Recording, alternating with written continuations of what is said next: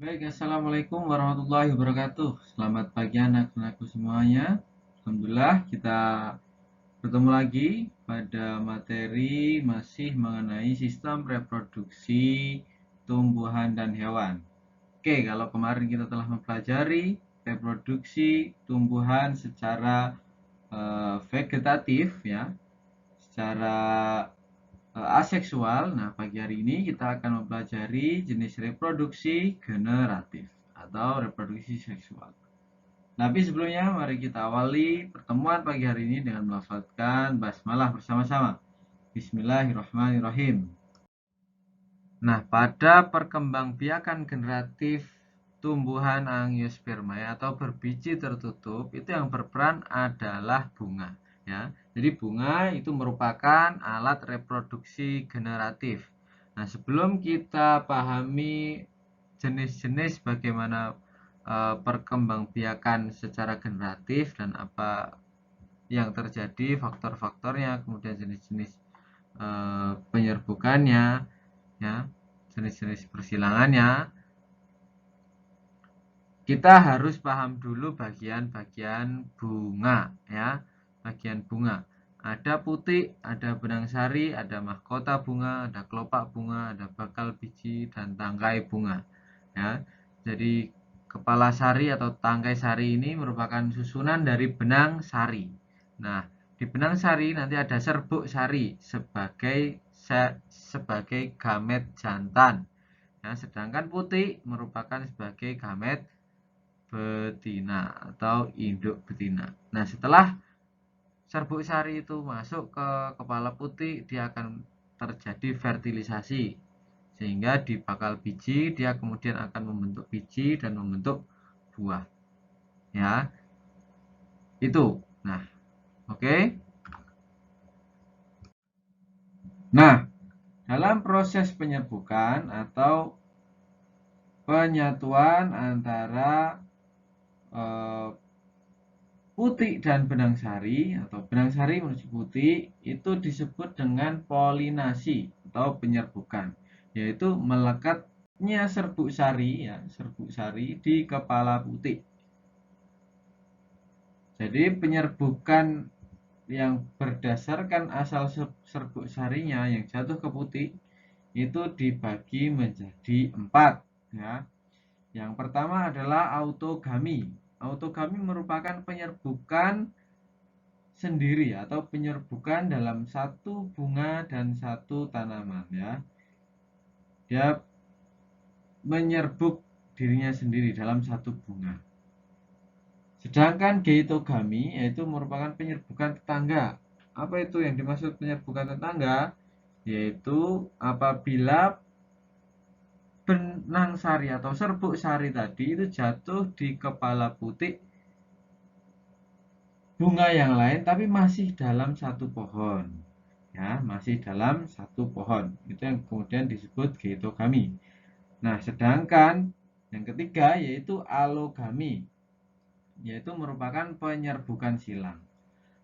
Bagaimana terjadinya? Yaitu ketika serbuk sari ya pada benang sari itu tadi jatuh ke dalam atau di atas kepala putik tanaman lain ya, tanaman lain yang masih satu jenis, satu varietas. Jadi beda individu. Itu disebut dengan alogami atau penyerbukan silang.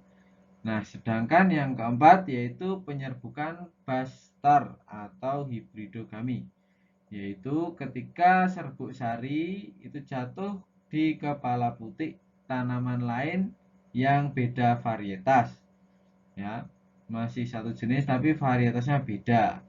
Contohnya ketika ada pembuahan pada buah mangga, bunga mangga ya, mangga harum manis dengan mangga madu. Contohnya. Oke, lanjut. Nah, sedangkan berdasarkan faktor penyebab sampainya serbuk sari di putik itu terbagi lagi ya. Jadi apa yang melatar belakangi serbuk sari itu jatuh di putik ya, di kepala putik. Yang pertama adalah anemogami, yaitu tanaman dengan bunga yang berukuran kecil ya. Biasanya berukuran kecil, berukuran ringan ya, tidak menghasilkan nektar dan tidak berbau. Nah, biasanya tanaman ini dibantu dengan angin ya, atau anemogami itu penyerbukan yang dibantu dengan angin ya, disebut anemogami. Biasanya adalah tanaman jagung dan tanaman tebu.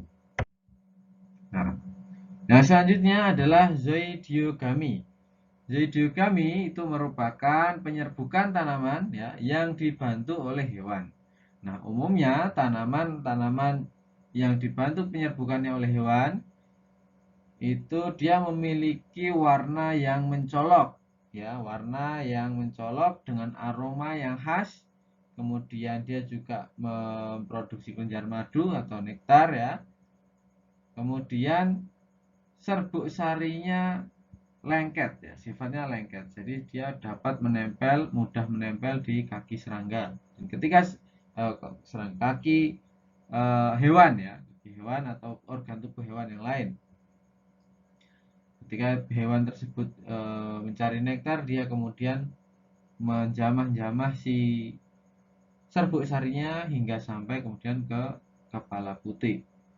Contohnya diantaranya adalah pada bunga matahari, bunga keningkir, bunga mangga, jeruk, pepaya, dan lain-lain. Nah, sedangkan zoidiogami ini juga dapat dipahami dengan terbagi menjadi ya kurang lebih 3 ini ya. Yang pertama adalah entomogami, yaitu penyerbukan tanaman yang dibantu oleh serangga.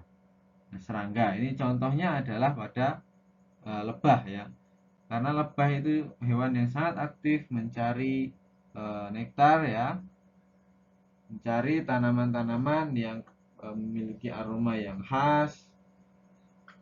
Dia kemudian membantu penyerbukannya. Nah, penyerbukan yang dibantu oleh serangga disebut dengan entomogami. Nah, yang selanjutnya adalah penyerbukan yang dibantu oleh burung. Nah, ini ada burung kolibri ya. Burung kolibri menghisap nektar pada bunga Ixora. Nah, penyerbukan oleh burung ini disebut dengan ornitogami. Nah, sedangkan yang selanjutnya ini ada chiropterogami ya, yaitu penyerbukan tanaman yang dibantu oleh kelelawar. Ya, jadi kelelawar ketika malam hari mencari nektar, dia turut membantu dalam proses penyerbukan, berpindahnya serbuk sari ke atas kepala putih. Nah, selanjutnya yaitu yang terakhir adalah antropogami. Nah, antropogami ini merupakan penyerbukan yang dibantu oleh manusia. Nah, biasanya merupakan bunga yang berumah dua, yaitu yang dalam satu pohon itu hanya terdapat bunga jantan dan bunga betina saja.